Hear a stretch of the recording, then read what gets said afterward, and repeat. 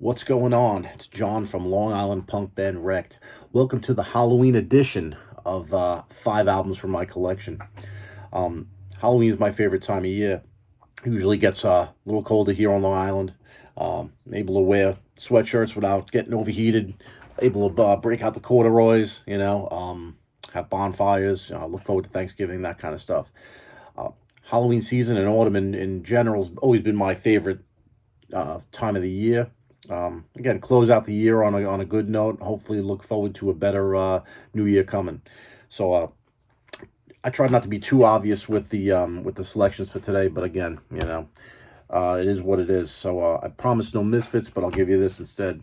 This is Sam Hain, Initium.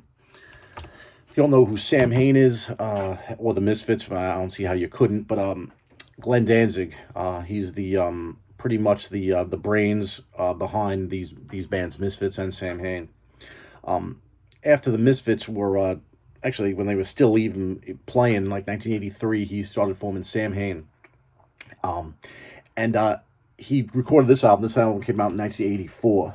This is actually a repress on Caroline Records from 1989. I got this for a decent price on eBay.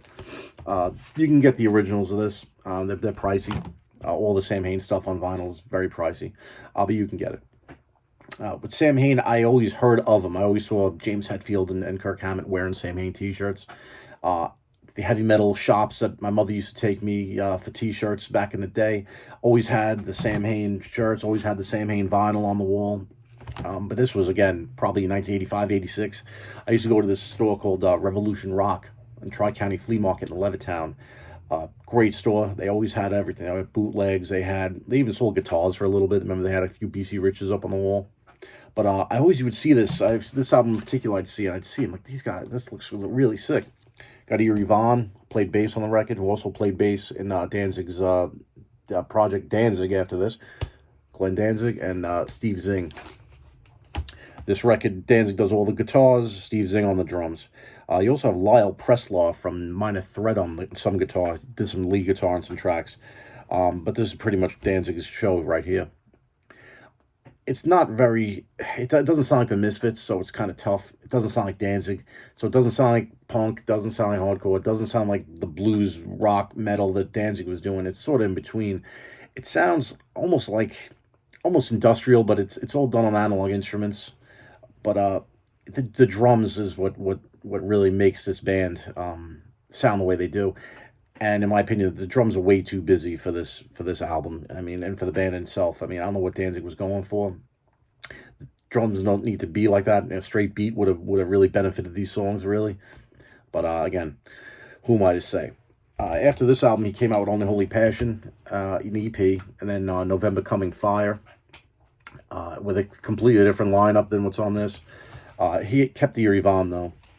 And then that band went on to be Danzig. When they signed with Def Jam Records, Rick Rubin convinced him to just name the band Danzig because of the fact that he's always going to have different guys playing with him. And that's with Danzig. He's never had a stable lineup. I don't know if he wanted one, but, I mean, guys like him, guys like Dave Mustaine, always never had stable lineups. Maybe they want it like that. But nobody can stand him. For all accounts that I've read, no one can stand Danzig for more than a couple of years. Control freak. And you know what? I don't really... It doesn't matter to me. I love Danzig's music. But guys like that, you don't want... I've played in bands with guys like that, and it's, to me, it doesn't really... I don't know. It's not something I'm into, I like the sound of a band creating an album, creating music, rather than one guy controlling everything. Like I said, Danzig would even re-record guitar parts if he didn't like the way the guitar player did them, which is, I don't know, it's poor form in my opinion, but again, only my opinion. But again, Danzig, Initium, great record. A few of my favorites on this would be the songs Black Dream, All Murder, All Guts, All Fun, and Archangel are pretty good on this. And like I said, November Coming Fire is a good album too. And then they came out with another a collection, Final Descent, in 1990, after Danzig had already put out his records, sort of cash in on what was remaining from the Sam Hain sessions. Decent album. You can find that on CD. I don't know if they ever pressed it on vinyl, but either way. So that's Sam Hain, Initium. Moving right along, we have another classic from my childhood, King Diamond and Them. This came out in 1988. This is his third album. King Diamond, I knew of his reputation way before I knew his music. He was sort of like known as a self-proclaimed Satanist. So that really piqued my interest right away. His music, this is like, I don't know, you call it speed metal, thrash metal. It wasn't very speedy or thrashy, but I mean that's what it was lumped in. It's heavy metal. King Diamond wrote all the music on it, except for a handful, which Andy LaRocque, his guitar player, played. Andy LaRocque is phenomenal. He went on to play with the death metal band Death. You also have Mickey D on the drums, who went on to play in Motorhead. Like I said previously, this is his third record. The one before this was Abigail, and that's the first one I had ever heard. Some guy from high school had dubbed me a cassette copy of it, and I was like, wow, man, this is crazy shit. Like I said, Them came out. Fatal Portrait was his first, which was pretty good. And then the one after this was Conspiracy, and that kind of closed the book on King Diamond's storyline, because he always had stories with his albums. That was pretty cool too, all concepts. And you can really get into it, and read into it. It's very, very interesting, at least to me. I saw him live a few years ago out in LA, and he was really good. Getting old though, so aren't we all, right? But interesting story about this. I bought this record at Uncle Phil's record shop in Levittown. Again, most of my stuff's in Levittown. I can't, it's where I grew up, right next door. But I remember buying this record and putting it on my turntable up in my room. Nobody was home. It was kind of dark out. It was this time of year, and it opens up with a like a spoken word introduction out from the asylum, and it was just very creepy. Scared the shit out of me, and I remember running downstairs because I was so scared. I'm not 12 years old, cheesy now, but very cool at the time, and I do respect this King Diamond and what he did with this. Again, he's still around, still making music, so which is great. But this is where it's at. 1988's Them. Speaking of things that scared the shit out of me, I'll give you this guy, The Exorcist, excerpts from the soundtrack. It's not the full soundtrack. I don't think it really matters. I wouldn't know either way.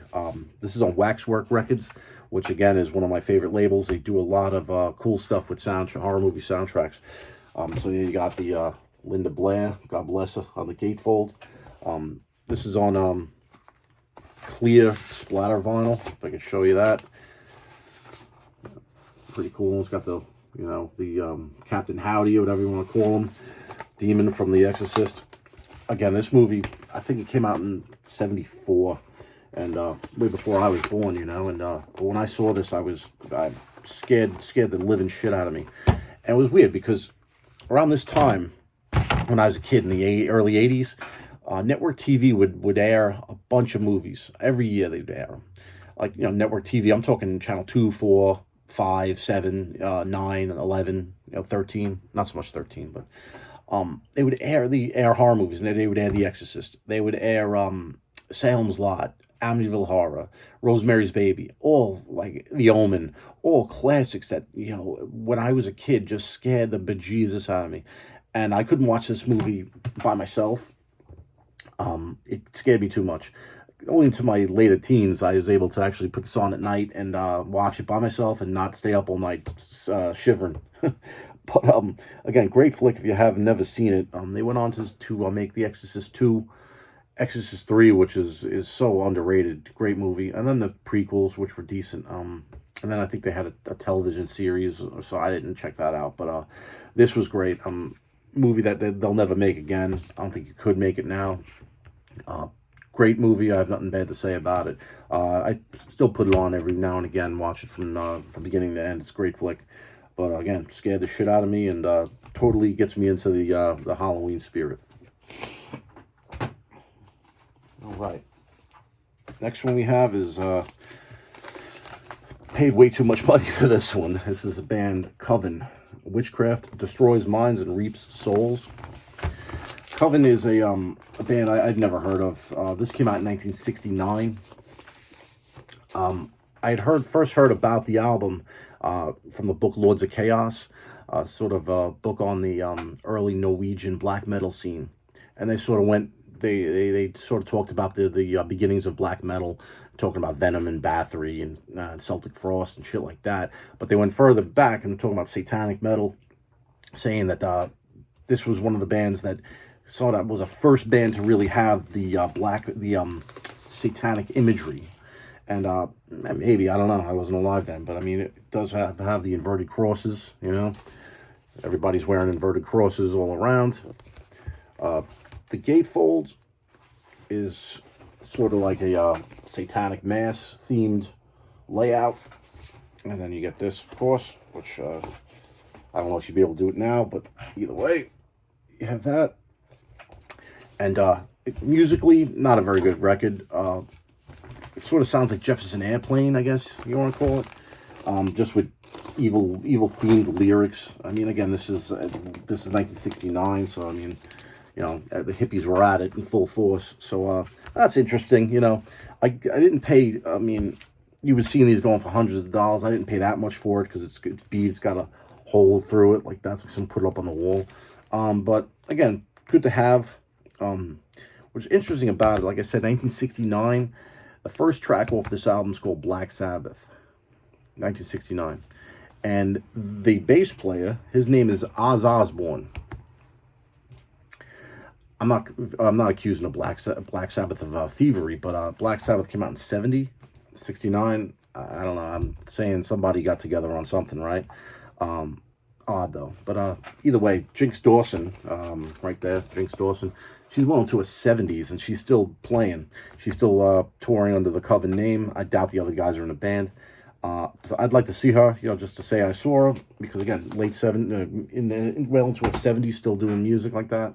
I'd like to see it. So if concerts ever get back to normal, I'd like to check her out, because again, just to see it. All right, the last one. Here's a good one. This is the Ides of Gemini, Constantinople. Ides of Gemini I first heard of them when I saw Ghost open up. They opened up for Ghost at Webster Hall a couple of years ago. I think it was 2012, 2013. I saw them, probably 2013. And I mean, three-piece band, very, very minimalistic, you know, guitar player, bass player, singer, who Sarah Timms, and drummer Kelly Johnston. The guitar player got Jason Bennett. He was from what I read, he was a music critic for Decibel magazine. But very heavy, very and when I say heavy, I don't mean distorted and bludgeoning, you know, drums. Just very sparse drums, real creepy stuff, real slow, doomy stuff. Vocals are in a very high register above all the music, and it really does sound great. And they put on a great show.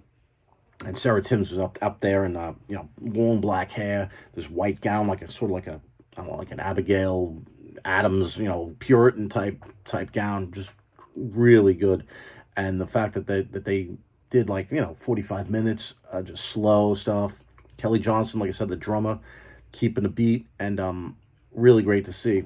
Their album after this is their first full length, Constantinople. Before that was Disruption Writ was an EP. Then came this. Then came Old World New Wave. Great record. And after that, they Sarah Timms went just to singing. And they hired another bass player, and they got a different drummer, and then that's where they lost me.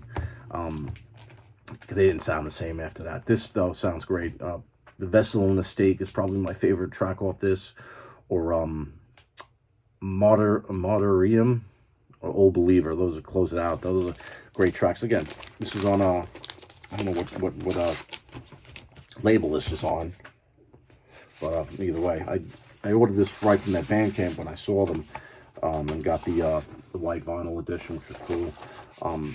But you know, getting back to their band, and you know, the change that happened was, you know, Kelly Johnson, drummer, leaves, and all of a sudden the band sounds different. And some bands are like that. Some bands, you know, you get rid of one person and it changes the whole sound of the band. That was the way with, like I said, going back to Sam Hain and Danzig. He had, I mean, just a laundry list of players in the Misfits, in Sam Hain, in Danzig. I mean, and it just changes the makeup of the band. Getting back to that point, I like to hear a band collectively. I like to hear a band creating an album, creating music, and it sounds like the band. You know, you get rid of one person or two, and it just fucks it up. Some bands can do that. I mean, you know, at this point, Metallica can get away with you know, getting different bass players. It doesn't matter. They're doing the same old shit, so it doesn't matter. But Rolling Stones, that kind of stuff, you know, you can get whoever, as long as you have you know, Keith Richards and Mick Jagger. But I don't know. It's just me. I mean, maybe it's just me and thinking it's more than it is. But I'd like to hear a band. I'd like to see the original band, original members. That's why I didn't see the Misfits reunion, because they had a rhythm guitar player in there. Well, aside from the fact that tickets were $300, but they had a rhythm guitar player playing, and I'm like, that's not the same. I want to see the three guys, you know, the same three guys: Jerry Only, Glenn Danzig, Doyle, and then Dave Lombardo, which was great. But yeah, they need a rhythm player. I mean, that's, you know, I don't know. That's, to me, it's not true to the original recipe of the Misfits. But anyhow, those are the 5 records I have. One band I would like to mention that I didn't have would be Type O Negative. They always put on Halloween shows that were always good. I don't have any records by them. Actually, no, I have one album by them called Dead Again. It was their last one. And but the original stuff on Roadrunner Records, October Rust, Bloody Kisses. You can get Bloody Kisses. October Rust I've never seen, but they did put out a box set, which was like $1 million with all of them. I don't know, one of these days maybe I'll see if I can grab it. But they were a great band. They always put on a great show on Halloween. I saw them Halloween 1995 at Roseland. It was a great show. Particularly notable because they went on intermission and the Misfits came on, the new lineup with Michael Graves and Dr. Chud, and they did a like a 25-minute set, which was god awful, you know, because they were never a good live band, but it was cool to see, you know, on Halloween night. But that's my story, and those are my 5 records for Halloween. Happy Halloween! Thank you for watching the video. Take care.